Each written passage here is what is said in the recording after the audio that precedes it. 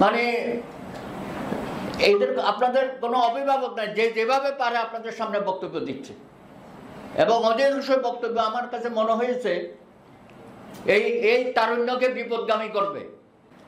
এবং আজকে আপনারা তরুণীরা আজকে আপনারা তো এক ভাষায় কথা বলছেন না, আপনারা সমন্বয়করা দেখছি বিভিন্ন জেলায় জেলায় সভা সমাবেশ করছে, দুর্ভাগ্যজনকভাবে তাদের উপরও কিছু হামলা হচ্ছে। আপনাদের মধ্যে আবার একটা নাগরিক কমিটি করে, সেখানেও আপনাদের আন্দোলনে যারা নেতৃত্ব দিয়েছে সামনের কাতারে বা পদ্মার অন্তরালে, তারাও আর একটা বক্তব্য দেওয়া শুরু করেছে। কালকে আর একটা তরুণীদের সমাবেশে গিয়েছিলাম প্রেস ক্লাবে। মানে এদের আপনাদের কোনো অভিভাবক নাই যে যেভাবে পারে আপনাদের সামনে বক্তব্য দিচ্ছে, এবং অধিকাংশ বক্তব্য আমার কাছে মনে হয়েছে এই তারুণ্যকে বিপদগামী করবে।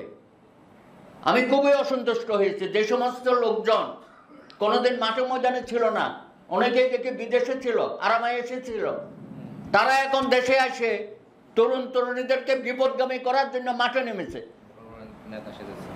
আমার কাছে অসহ্য লেগেছে। এ সমস্ত লোকজন কোত্থেকে আসছে? নতুন নতুন লোকজন এসে গেছে, এবং তারা আপনাদেরকে নিয়ে নানা রকম সংগঠন তৈরি করতেছে। এত সংগঠন বাংলাদেশে, আমি জানি না আপনাদের কোনো কেন্দ্রীয়ভাবে সমন্বয়করা কোনো দায়িত্ব পালন করছে কিনা, বা আপনারা করছেন কিনা, আপনাদের ভবিষ্যৎ প্ল্যান কি না। ৭১-এর মুক্তিযুদ্ধের সময় মুক্তিযোদ্ধারা যখন বিচ্ছিন্ন হয়ে গেছিল এবং তাদেরকে কোনো দেশের কাজে আমরা লাগাতে পারি নাই, রাষ্ট্রের নীতির নির্ধারকরা কাজে লাগানো, আজকেও যদি আপনাদেরকে আমরা কাজে লাগাতে না পারি, তাহলে আমাদের ভবিষ্যৎ কি? এই যে আজকে বসে আমরা আলাপ আলোচনা করছি আমাদের অধিকার নিয়ে, বৈষম্যহীন সমাজ ব্যবস্থার জন্য যে আপনারা আন্দোলন করেছেন, এবং সেই আন্দোলনটাকে ছেড়ে দিলে তো হবে না, এটাকে অগ্রসর করে নিয়ে যেতে হবে।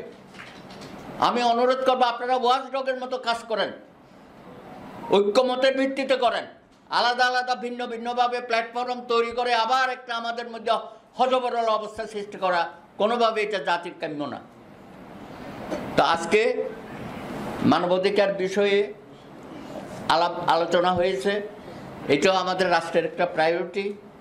যারা বর্তমানে রাষ্ট্রের দায়িত্ব নিয়েছেন, রাষ্ট্রের চরিত্রটা তো পাল্টাতে হবে।